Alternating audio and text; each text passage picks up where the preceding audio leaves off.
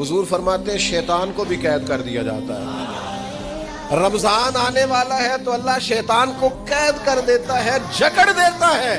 فرمایا رمضان آ رہا ہے اور میرے بندوں نے اپنی بخشش کرانی ہے، انہوں نے میری عبادت کرنی ہے، انہوں نے روزے رکھنے ہیں، انہوں نے آ کر کے اللہ کے حضور معافیاں مانگنی ہے، اور رمضان کی ہر رات میں 70 ہزار یا بلا مثال و بلا تشبیہ اللہ جانے کتنے بے حساب لوگوں کی رب نے بخشش کرنی ہے۔ یہ شیطان بڑا مکار ہے، یہ کھلا ہوا دشمن ہے، کوئی خرابی نہ کر دے لہذا پہلے اسے باندھ دو، خرابی نہ کرے کسی قسم کی اسے باندھ دیا جاتا ہے۔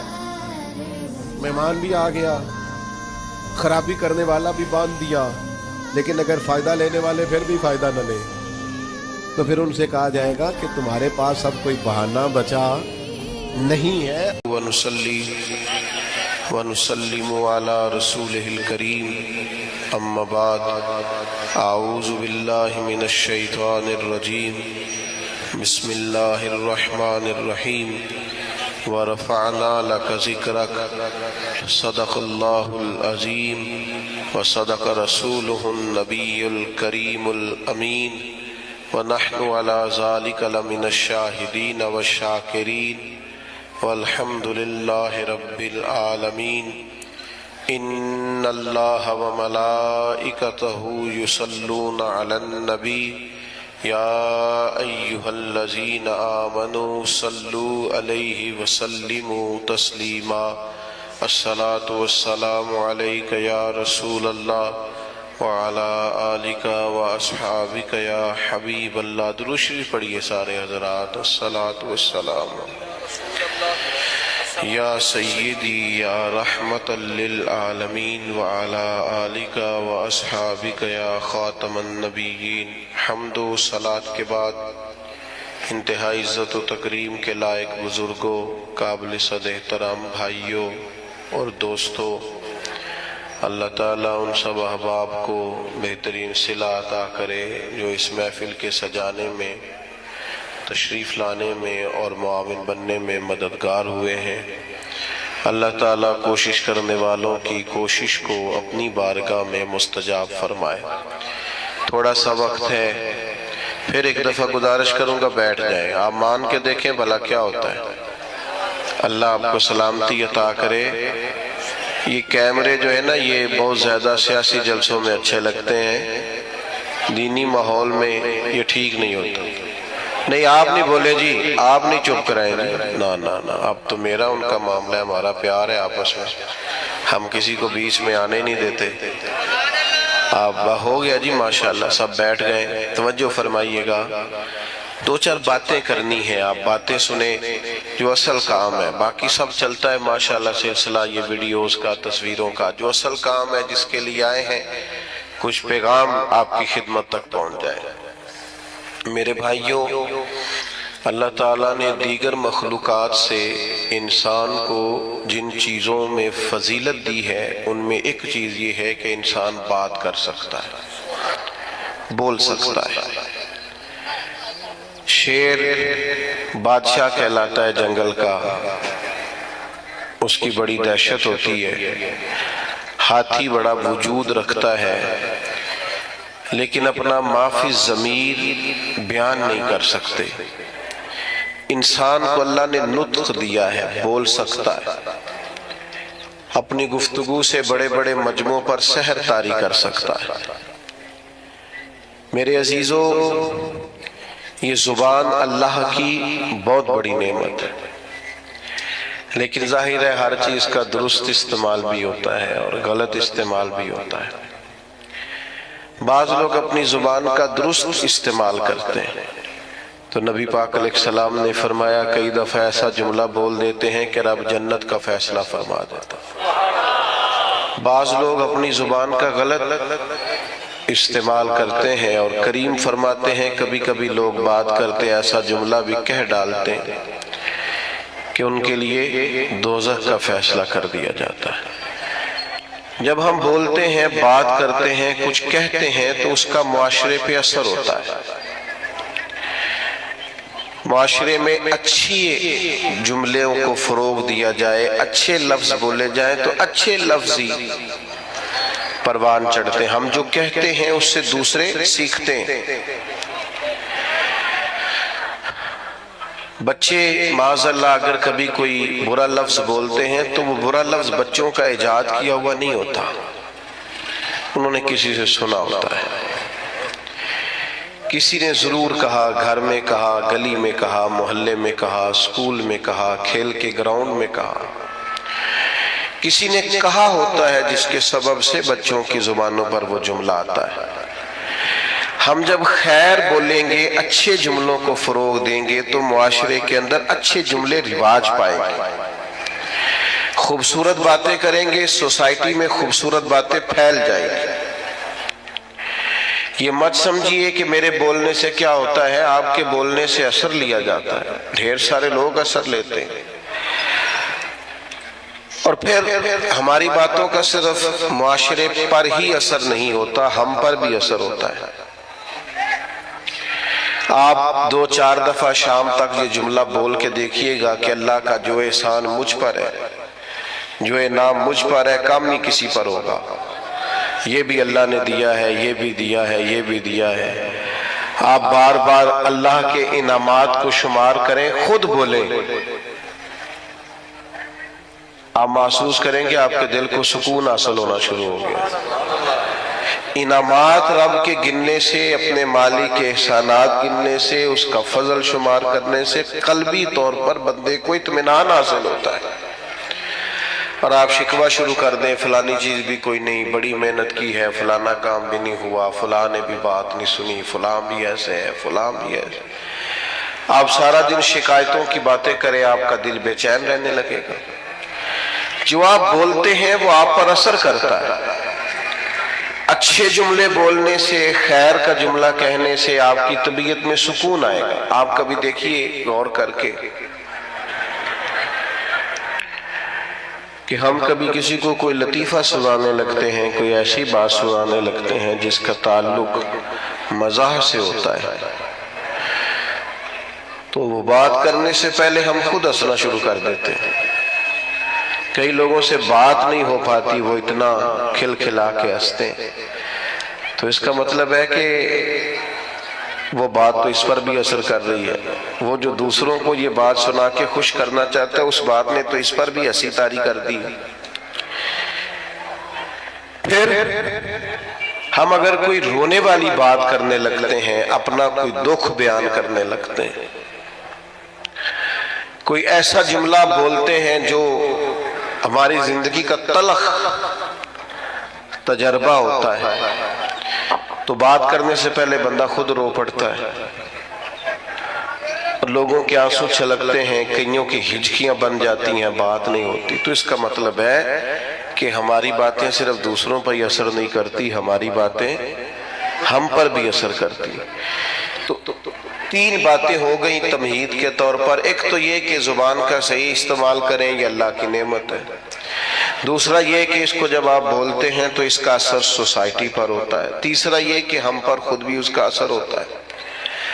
اب آئیے اصل مضمون کی طرف کہ جب ہم نے بولنا ہی ہے اور ہمارے بولنے کا فائدہ ہونا ہی ہے معاشرے پر بھی ہم پر ہی، تو کیوں نہ پھر ہم اس طرح کریں کہ یا خدا کا ذکر کریں یا مدینے والے مصطفیٰ کا ذکر کریں.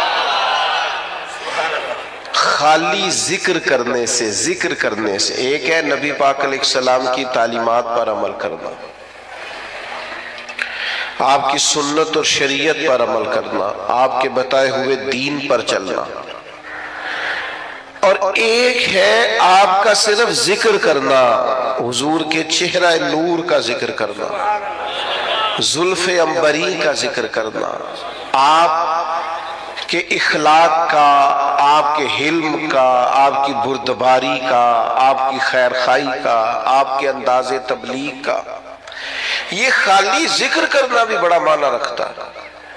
قرآن مجید نے کہا وَرَفَعْنَا لَكَ ذِكْرَكَ، اے محبوب علیہ السلام ہم نے آپ کے لیے آپ کے ذکر کو بلند کر دیا. آپ کی خاطر آپ کے ذکر کو، آپ کے تذکرے کو، اللہ تعالیٰ نے بلندیاں عطا فرمائی ہیں۔ حضور علیہ السلام کا جو ذکر پاک ہے اللہ نے اسے کتنا بلند کیا۔ حضرت جبریل امین علیہ السلام عرض کرنے لگے یا رسول اللہ صلی اللہ تعالیٰ علیہ وسلم، رب کریم فرماتا ہے محبوب جہاں جہاں میرا ذکر ہوگا وہاں آپ کا بھی ذکر کیا جائے۔ ہم جب نبی پاک علیہ السلام کا ذکر کرتے ہیں، جب حضور کا ذکر سنتے ہیں تو معاشرے پر اس کا اثر بڑا گہرا ہوتا ہے، ہماری اپنی شخصیات پر اس کا بڑا گہرا اثر ہوتا ہے۔ ہم جب حضور علیہ السلام کی یہ بات سنتے ہیں کہ نبی پاک نے مکے کے قریش کو معاف کر دیا، انہوں نے بڑے ظلم کیے، بڑی زیادتیاں کی، بڑی تکالیف دی، بڑی آزمائش میں ڈالا، اس کے باوجود اللہ کے حبیب علیہ السلام نے درگزر کا فیصلہ کیا، تو آپ یقین کریں جب بھی یہ سنتے ہیں نا، جب بھی یہ پڑھتے ہیں، جب یہ بیان کرتے ہیں، تو جنہوں نے ہم سے کوئی زیادتی کی ہوتی ہے انہیں معاف کرنے کو دل کرتا ہے، مزاج پیدا ہوتا ہے کہ یار چھوڑو، اگر ہمارے کریم نے اتنا معاف کیا ہے تو ہمیں بھی معاف کرنا چاہیے۔ جب ہم حضور کی تبلیغ کا ذکر کرتے ہیں کہ سرکار طائف تشریف لے گئے، عکاظ کی منڈیوں میں گئے، نبی پاک دور دراز لوگوں کے پاس پیغام دین لے کے گئے، پھر دل کرتا ہے یار ہمیں بھی تو کسی کو کہنا چاہیے نا یار نماز پڑھا کر، ہمیں بھی کسی سے کہنا چاہیے قرآن مجید کی تلاوت کر، ہمیں بھی کسی کو کہنا چاہیے کہ اچھے اخلاق کا مظاہرہ کر۔ آپ جب حضور کے حلم پاک کا ذکر کرتے ہیں، بردباری کا، کہ سرور کائنات صلی اللہ تعالی علیہ وسلم میں ٹھہراؤ تھا، بردباری تھی، آپ بڑی جلدی جلال نہیں فرماتے تھے، برداشت کرتے، کشادہ روئی سے بات سنتے، مخالفین کی باتوں پر بھی محبوب علیہ السلام اپنے دل کو کشادہ رکھتے۔ جب ہم اس بات کو سنیں گے تو انشاءاللہ ہم بھی اپنے غصے پر کنٹرول کریں گے، ہمارا مزاج بنے گا کہ یار بڑی جلدی ہمیں ہر بات میں اتنی جلدی ڈسٹرب نہیں ہونا چاہیے، اتنا اللہ نے ہمارے نبی کو علم دیا۔ لیکن ہمارا مسئلہ یہ ہے کہ ہم سارا دن فضول قسم کی ویڈیوز دیکھتے ہیں، فضول قسم کی چیزوں پر وقت ضائع کرتے ہیں، تھوڑی دیر کی مسکراہٹوں کے لیے گپ شپ میں اپنا ٹائم ضائع کرتے ہیں۔ اگر حضور کی سیرت پاک کو پڑھیں، نبی پاک کی مقدس زندگی کا مطالعہ کریں، ہماری شخصیت میں نکھار پیدا ہو، ہمارے اندر بلا کی تازگی آئے، ہم خود محسوس کریں کہ اللہ تعالیٰ نے کروڑہا نعمتوں سے ہمیں متمتع اور مالا مال فرمایا۔ آپ دیکھیے حضور کا ذکر پاک کرنے سے سوسائٹی میں اثرات کتنے بہترین مرتب ہوتے ہیں۔ اب صرف سمجھنے کی دو چار باتیں ہیں، وہ سمجھ لیں۔ سب سے پہلی بات یہ ہے کہ نبی پاک کا جب ذکر کریں گے تو یہ ذکر عام ذکر نہیں ہے،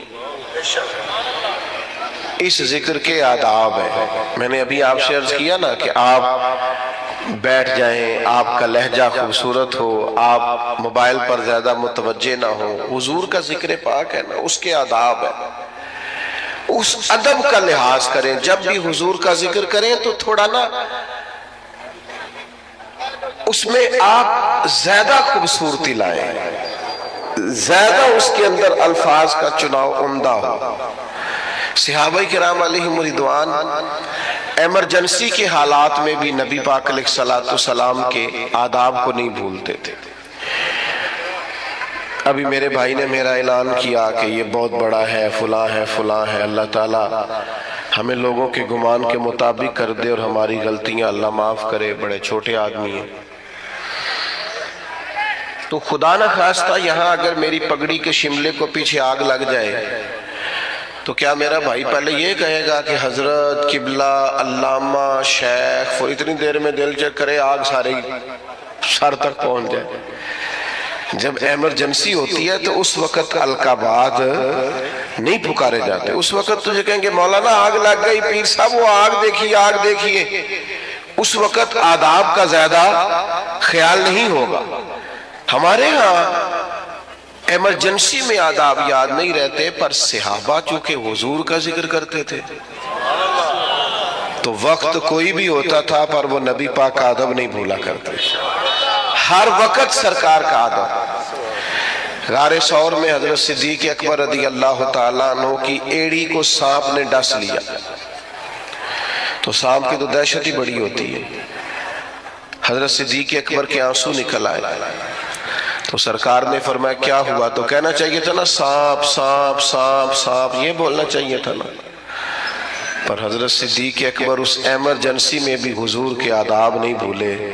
کہنے لگے فدا کا ابی و امی یا رسول اللہ، حضور میری ماں بھی قربان ہو، میرا باپ بھی قربان ہو، وہ ذرا میرے پیر کو سانپ نے ڈس لیا. ادب ملحوظ خاطر رکھا جائے گا. ہمارے ہاں نا کچھ لوگوں کو سیاسی تقریریں بڑی اچھی آتی ہیں، وہ اپنے لیڈر کا ذکر کرتے ہیں تو انہیں بڑے القاب یاد ہیں، قائد عوام اور جناب قائد جمہوریت اور پتہ نہیں کیا کیا، اور حضور کا نام کسی سیاسی جلسے میں لیں تو لینا ہی نہیں آتا. آپ سے بھی شکوہ ہے، ہمیں نبی پاک کا ذکر کرنا آنا چاہیے. ہم حضور کا ذکر کریں تو مدینے والی سرکار کہہ کے ذکر کریں، سرکار دو عالم کہہ کے ذکر کریں، سرکار رحمت للعالمین کہہ کر ذکر کریں، سرکار دو جہاں کہہ کر ذکر کریں.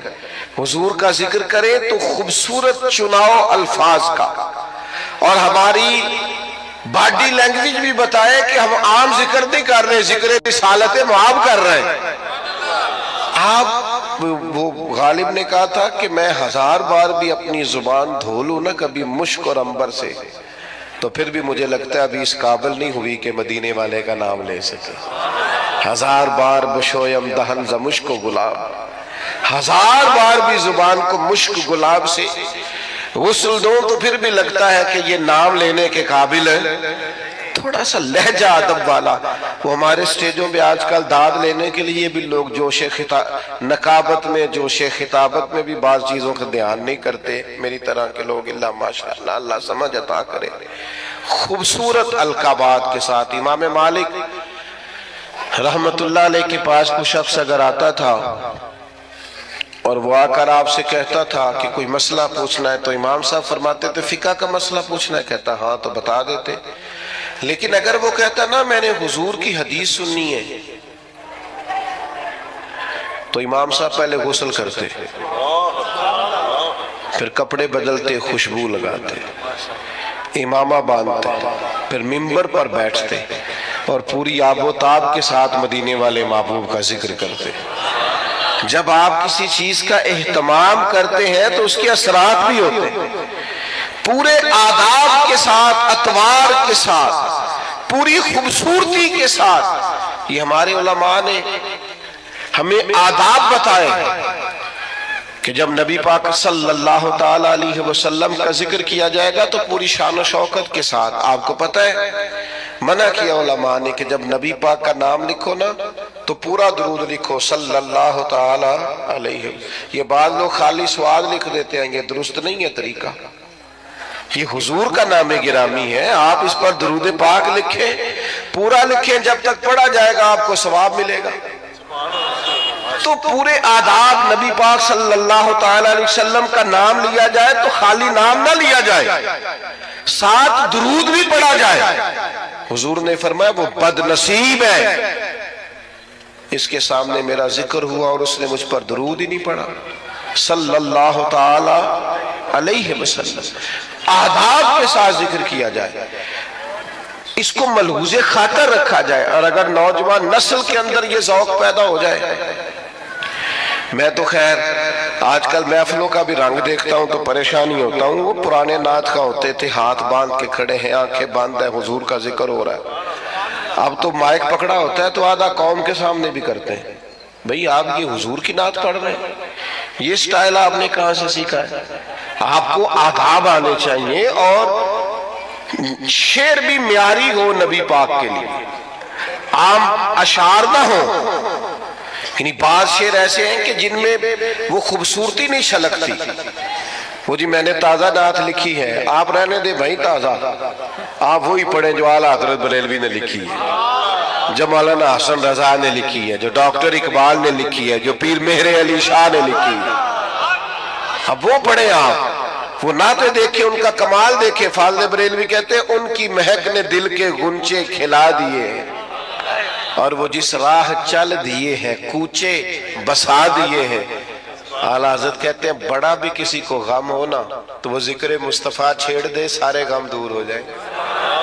کہتے ہیں ان کے نثار کوئی کیسے ہی رنج میں ہو، وہ جب یاد آ گئے ہیں سب غم بھلا دیے. بس حضور کے یاد آتے ہی غم سارے بھول جاتے. آپ نبی پاک علیہ السلام کا ذکر کریں گے تو اب دیکھیں نا، پیر میرے علی شاہ صاحب نے حضور کی نعت لکھی تو انداز کیا کہتے ہیں، مکھ چند بدر شاشانی، متھے چمک دی لاٹ نورانی ہے، او دی کالی زلف تے اکھ مستانی، مخمور اکھی ہے نا. اچھا خود ہی نعت سنا کے خود ہی لکھ کے خود ہی کہنے لگے سبحان اللہ ما اجمل کا. اور ایک شاعر نے اس پر گرہ باندھی ہے، گرہ لگائی ہے. کہتا ہے یہ ذرا سننا، کہتا ہے اس پتے سے ڈھونڈنا قاصد میرے دلدار کو. کہتے میں تمہیں ایڈریس بتاؤں، میرے محبوب کو ڈھونڈنا تو پتہ کیا ہے. کہتا ہے اس پتے سے ڈھونڈنا قاصد میرے دلدار کو، مکھ چند بدر شاشانی، متھے چمک دی لاٹ نورانی ہے، کالی زلف تے اکھ مستانی ہے، مخمور اکھی ہیں. اور فاضل بریلوی کہنے لگے سب سے اولا ہو آلہ، سب سے بالا ہو آلہ، کیا خبر کتنے تارے کھلے چھپ گئے، پر نہ ڈوبے نہ ڈوبا. کرنوں بدلی رسولوں کی ہوتی رہی، پر چاند بدلی کا نکلا ہمارا نبی. اور جن کے قدموں کا دھون ہے آب حیات، ہے وہ جانے مسیحا ہمارا نبی. میرے بھائی نعت میں تازگی ہو، حسن ہو، اور آپ چناؤ کریں تو عمدہ الفاظ کا کریں، معیاری جملے سرکار کے لیے کریں. معیاری یعنی سرور کہوں کہ مالک و مولا کہوں تجھے، باغ خلیل کا گلے زیبا کہوں تجھے، بس لیکن رضا نے ختم سخن اس پہ کر دیا، خالق کا بندہ خلق کا آقا کہوں تجھے. خوبصورت لہجہ ہو، خوبصورت انداز ہو، اور الفاظ کا چناؤ حضور کے ذکر کے لیے ذرا عمدہ ہو، ذرا بہترین ہو. آپ دیکھیے دو بھائی بیٹھے ہو تو بڑے کی تعلیم کم ہے، چھوٹے کی زیادہ ہے. بڑا اتنا بڑا افسر نہیں، چھوٹا افسر زیادہ ہے.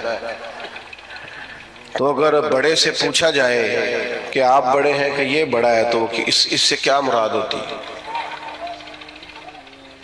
دو بھائی ہیں، ایک بڑا ہے ایک چھوٹا ہے. بڑے سے پوچھا جائے آپ بڑے ہیں کہ یہ بڑا ہے تو کیا اس کا رتبہ بتائے گا، وہ اس کی تعلیم بتائے گا، ڈگری بتائے گا؟ انہیں سیدھا سیدھا کہنا جی میں بڑا.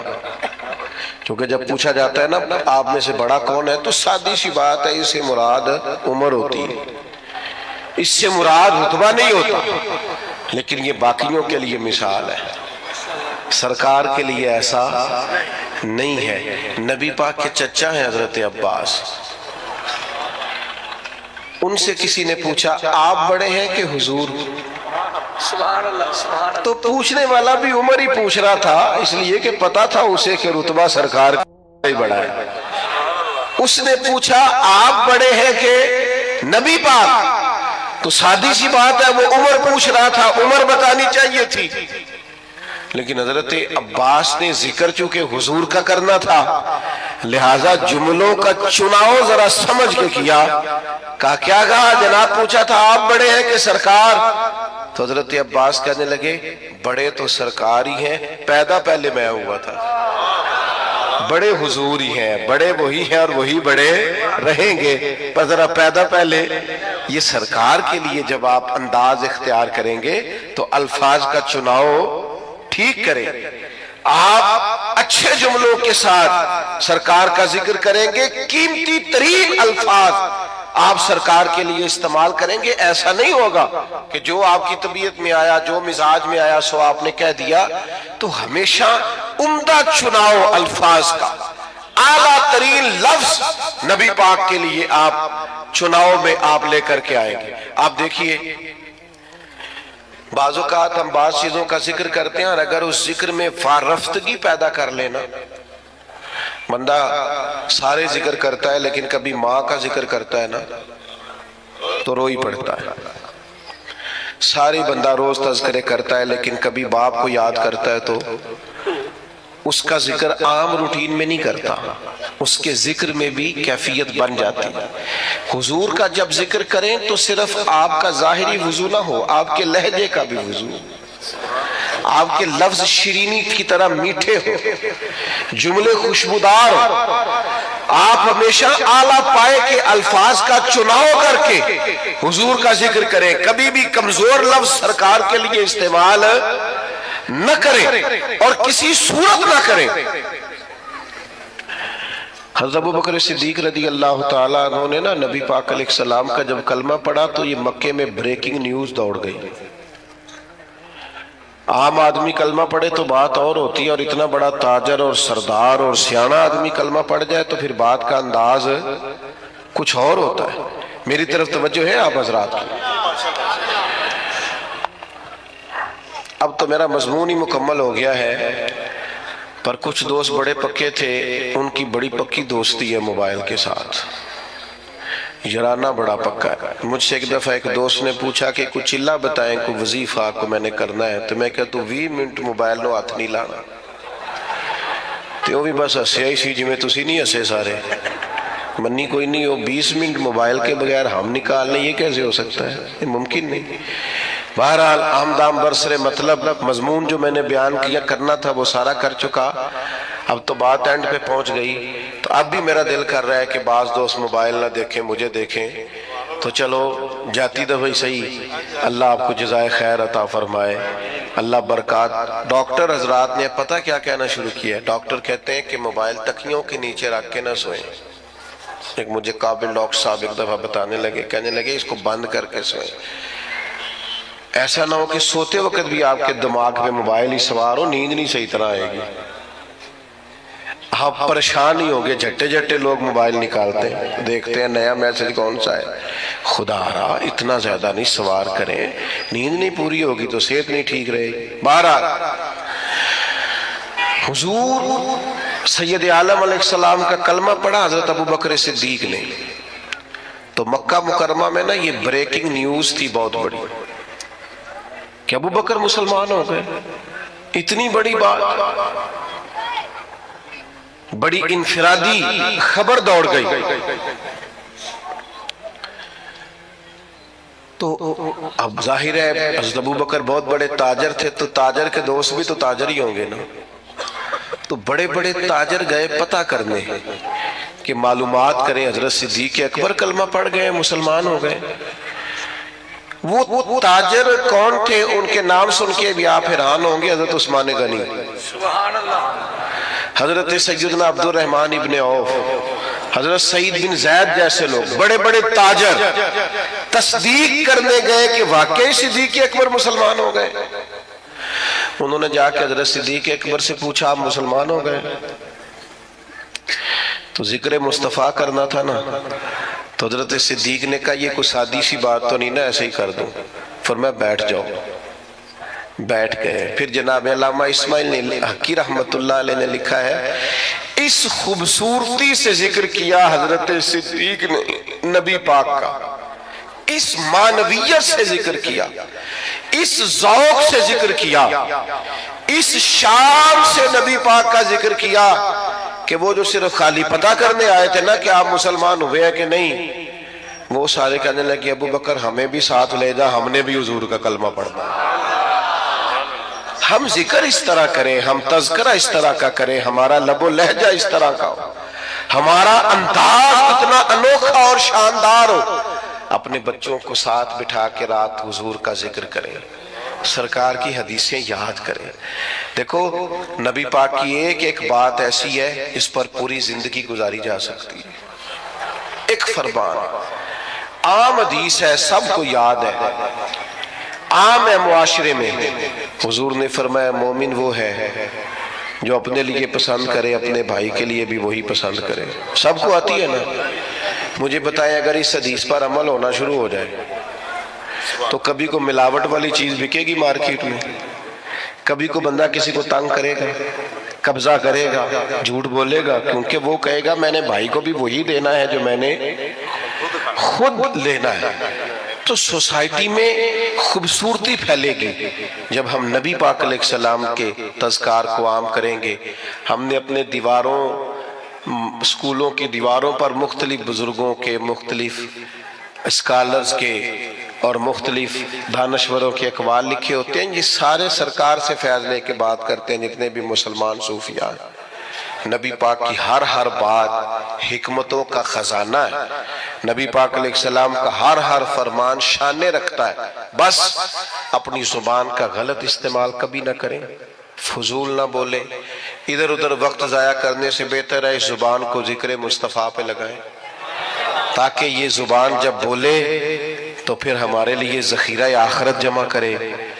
ساری زندگی درویشوں نے حضور کا ذکر کیا تو آخر میں کہنے لگے بڑی زندگی شان والی میں نے گزاری، پچھتاوا کوئی نہیں، کہنے لگے اپنی حیاتی تو قربان تھی ماں، محمد پکیندے گزر گئی، ساری حضور کی یاد میں گزر گئی، شان سے گزر گئی، بلندی سے گزر گئی، رفت سے گزر گئی، کیوں؟ ذکر مصطفیٰ میں گزر گئی۔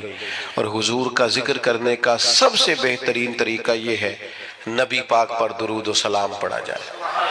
ہمارے بزرگوں نے لکھا ہے جو بندہ کہتا ہے نا غصہ زیادہ آتا ہے، جلد بازی بڑی ہے، طبیعت خراب ہو جاتی ہے، برداشت نہیں ہوتا، الجھا رہتا ہوں، وہ صرف حضور کا ذکر پاک درود و سلام پڑھے۔ درود و سلام اس کی ساری کیفیات ہی بدل دے گا، سارا انداز ہی بدل دے گا۔ اللہ کی بارگاہ میں دعا کرتا ہوں